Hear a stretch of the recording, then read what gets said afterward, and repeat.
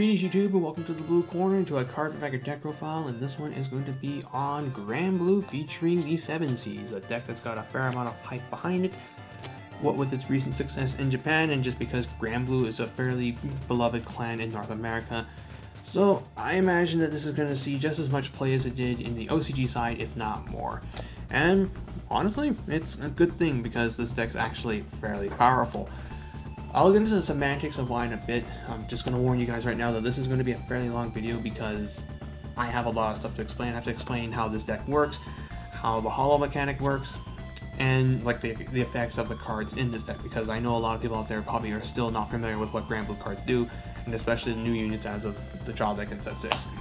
So first things first, I need to talk about hollow because it is a factor in how this deck functions. So hollow is an ability that Granblue units have where if you place them on rearguard circle, doesn't matter where, so it doesn't matter from where, so from hand, deck, drop zone, if you place it on rearguard circle, you can have it become hollowed. And if you do, at the end of the turn, the unit dies.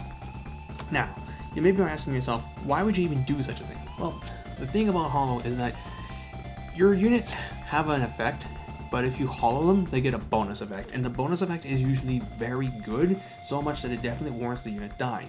Secondly, letting your unit self-destruct in the end phase is not really that bad of a thing anymore because control decks like Chaos Breaker, Kagero, Narukami, Gear Chronic, like things that would terrorize rearguards, you can just troll the hell out of by letting your guys die, and then they have nothing for you to kill, lock, spin, what have you. Of course, this does mean you have to be careful against Shadow Paladin, because if you just recklessly hollow your shit and let it die, then you're gonna get Diabloed and you're dead. But yeah, that's pretty much hollow in a nutshell. Like, it's one of the better keywords out there as it has synergy with many already existing cards, whereas Magia needed like a couple sets to get good. And I like that. So with that being said, we'll get onto the deck profile now. And oh right, I actually do need to mention one more before I get going. I've had to print off some proxies because I don't have everything needed for the deck yet. Like, there's like at least 5 other people playing Granblue, so I wasn't able to get shit I needed from boxes, and some of the rares are impossible to pull. Like, I'm just gonna have to straight up order everything, but that has to wait. So that's it. Let's start. And we'll begin with the starter choice, Peter the Ghosty. So the build I'm running is more of the turbo side, where I want to aggressively mill so that by the time I'm starting into Night Mist, I already have a fairly decent sized drop zone, so I can just start calling multiple good units and just terrorize my opponent. This is in contrast to the Night Rose deck, where you're going to be using Obadiah to set up your drop zone, and then Night Rose's stride skill plus Negro Lazy in order to set up your column that way, which is pretty good too, but I like the fact that Night Rose is just such a good first ride, and at least the way I've got this deck going, I can also maintain or gain advantage while also doing your milling. And Peter does this by counterblast 1, throw him into the soul, mill 2, draw 1, so you're already 3 cards deeper into your deck, and since I'm running Dancing Cutlass, I could get potentially deeper. So I have that as my main starter, and then for my secondary starter, I'm running 2 of them, is Undying Departed Grenache. Since this guy has the hollow effect, I can dump it from my deck to the drop zone with the effect of Obadiah, or I can just randomly mill it. If I draw it, it's a 10k shield, I can just call it from hand because his effect requires him to be called, and if he's your starter, you have to find a way to kill him first, then bring him back. But anyway, his effect is if he dies at the end of the turn due to the hollow, you unflip 2 damage, which this deck actually definitely appreciates because counterblasting, you go through 2, sometimes 3 in a turn, so being able to unflip 2 each turn in addition to your perfect RGs is very helpful. But yeah, this is the main card, and this is just another good card. Like, I've seen 2 starters in the deck before. Most people run Grenache, but I do have a bit of a fondness for Peter at the moment. Then for the grade 3s, we have 4 copies of 7C's Night Mist. So this is the break ride from set 13. And his break ride skill is gain 10k, and then choose 2 units in your drop zone, call them, give them plus 5,000 power, then at the turn they die, and then when he attacks, you have 4 more Granblue units, he gains 2 power, so he's a 13k attacker that way. But anyway, so in the past, what you would do with this guy is you would use his break ride effect to call 2 units that either replace themselves with like on-call draw skills, or you could shove them into the soul and draw. Like, you would basically do Siege Rolling Banshee plus Rothschild's Banshee so that your +2 was a permanent +2 and not a pseudo plus. But now, because of the hollow effects, you don't actually care about your guys dying. And this deck runs cards that allow you to replace your hollowed units with ones that will stay in play against Diablo. So it's a pretty good card for what it does. It also has the 7 Seas Heart, which lets you make use of the really good stride here. Then for the backup, three copies of 7 Seas Sage Pledgeton. So Pledgeton has 2 effects. The first one is in the drop zone. If you have a grade 2 or greater 7 Seas Vanguard during your ride phase, you can counterblast 2 and superior ride them from drop zone. This is great as it allows you to enable your break ride effect. So for counterblast 2, you're effectively calling 2 units, but wait, there's more.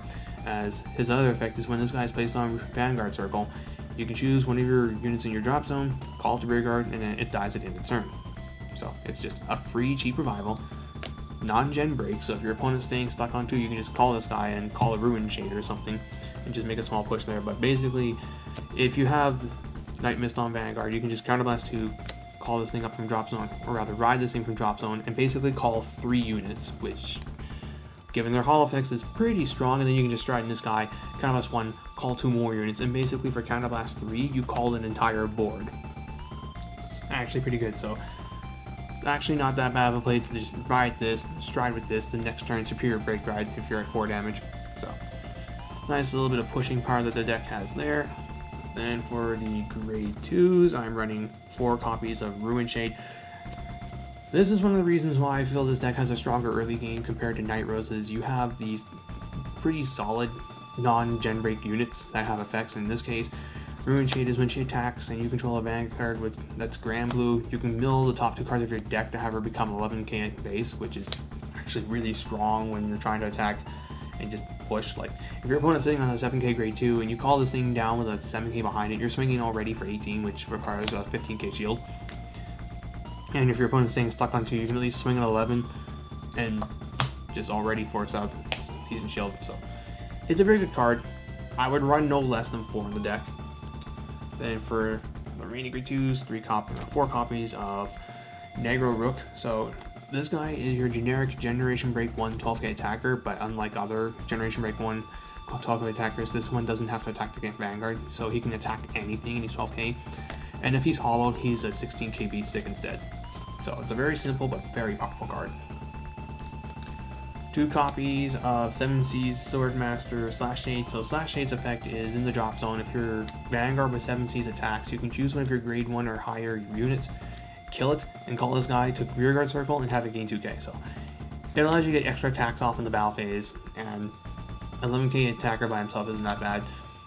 As long as you happen to keep your Grenache train going, you can basically just have a Night Mist, call 2 units, attack with the side, attack with Night Mist, counterblast 1, call this thing back, swing with this, swing with that, and you get like 4 attacks off. Like, it's part of why this deck's also super fast. And if you happen to ride one of these things and have one of these in drop zone because you damaged and healed it, then hey, you can do the shenanigans.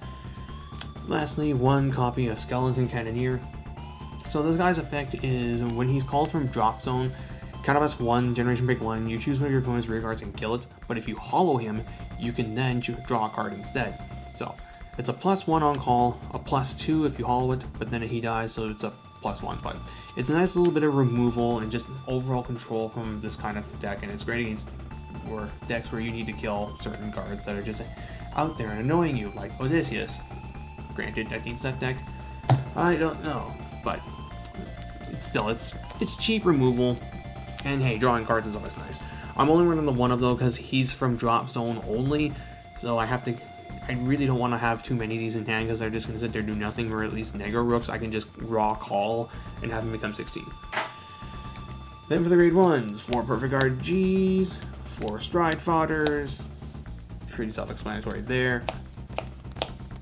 4 Dancing Cutlass, so this is the Rising Phoenix clone for the deck. On rear guard, Soul Blast 2, draw 1.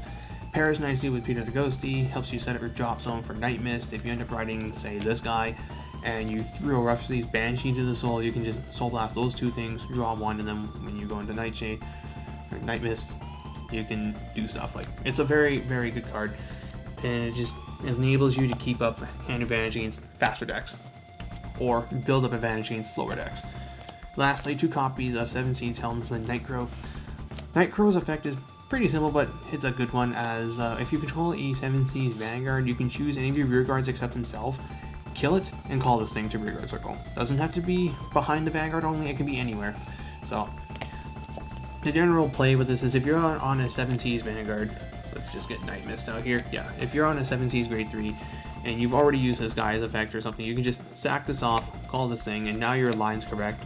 Or if you happen to have this guy in play and you hollowed it and you need it to die and you have another, say a Negro looking in your hand, then you just sack this off, call this, move it back, call this, and now you have a 21 line right there. So he's one of the cards that allows you to maintain your board against, say, Shadow Paladins and not lose the Diablo. As between this, you can basically use 2 Counterblasts, one to call the original column off of Night Mist skill, and then just the additional Counterblast to call this guy on your Vanguard attack. This guy replaced the unit that you already called. So that's basically your general play with your Night Mist each turn. And yeah, that's the grade 1 lineup in a nutshell. Then for the triggers, I'm running 13 crit featuring Rough Seas Banshee, who you just shove it into the soul, draw a card. It's a very good card, and I'm glad they got reprinted in the Shawl deck. I still have these ones that I ordered a long time ago when I heard the Granblue was getting support, because I figured this would be hard to find. Turns out I was wrong. Oh well. And lastly, 1 copy of Mick the Ghosty and Family.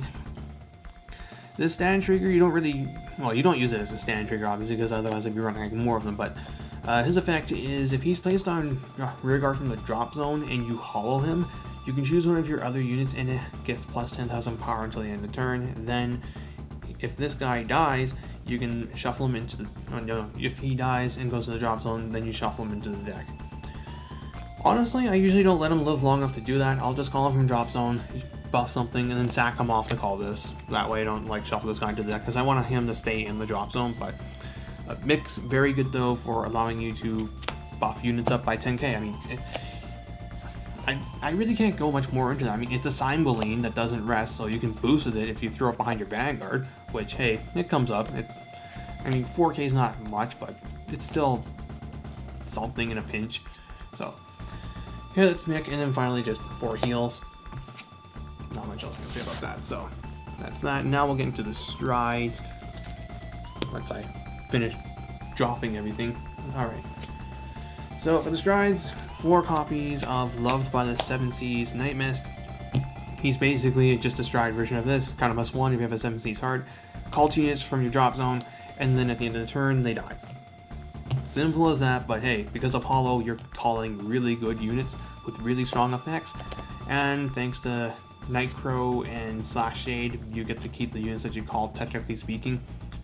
So yeah, it's a really straightforward stride, but damn, it's good. Like, Granblue has always had the potential to utilize one of the best toolboxings in the game, because the drop zones, like, wow, it's really hard to speak, but like, I think you guys know what I'm trying to get at here. Like, the drop zone, like, graveyard based toolboxing is some of the best toolboxing in card games. And like, the Granblue clan was never really able to fully take advantage of it, because they either printed weak cards with cheap costs or really good cards that were overcosted. But right now, they're printing strong cards with adequate costs, like this guy. So thus, the deck actually starts to become as good as it could be.